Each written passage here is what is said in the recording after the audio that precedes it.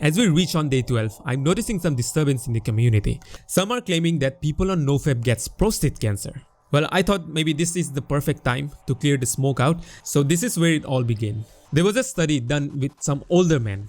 It wasn't scientific at all. It basically asked those older men to guess how much ejaculation they did during their 20s and compare it with their prostate health. The study never compared masturbation and sex. It was just the ejaculation frequency.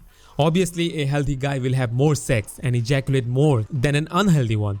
So it makes sense, ejaculation frequency to correlate with better health. But the study never concluded that masturbation was indeed good for avoiding prostate cancer. And then comes the popular press, which only highlighted a certain part of the study that made good headlines. They said frequent masturbation in the early 20s will prevent you from prostate cancer.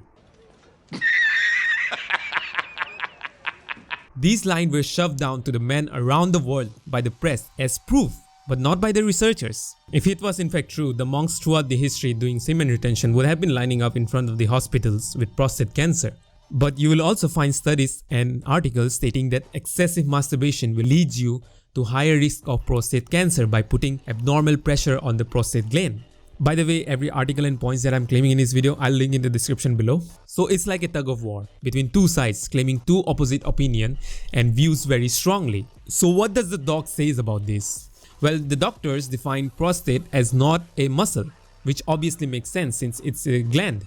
And a gland doesn't need exercise, if you know what I mean. Many of my patients will ask me about ejaculation and its impact on preventing prostate cancer. And what I'll say to them is that there's no solid data that supports or refutes ejaculation frequency being linked to prostate cancer. In short, the doctors in general don't really state a relationship between masturbation and prostate cancer.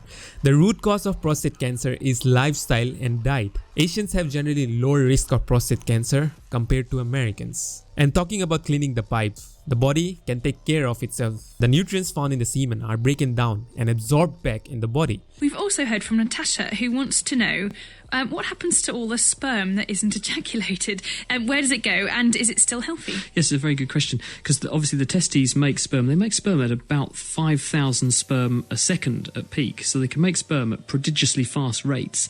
And they put that sperm into what are called the seminal vesicles, which are structures up inside the body. So sperm are made at a lower temperature, the testicles, that's why they're outside the body, because the temperature is about 1 degree lower. But then the sperm are best stored and kept viable inside the body at body temperature, 37 degrees.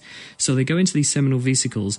They're nourished there. They have various components of semen, which has got fructose and other sugars and things in it to keep the sperm healthy. They can survive for quite a long period of time inside the body, but eventually they will fatigue and they will age. And of course, all the things that you take into your body, cigarette smoke, other toxins and things, will damage the sperm potentially, so they have a sort of recycle time. So sperm that have reached their sell-by date get scavenged back and broken down in the same way that, say, blood cells get broken down, and basically any of the nutrients and goodies in the sperm just get recycled back inside the body and new sperm are produced to make up for the shortfall.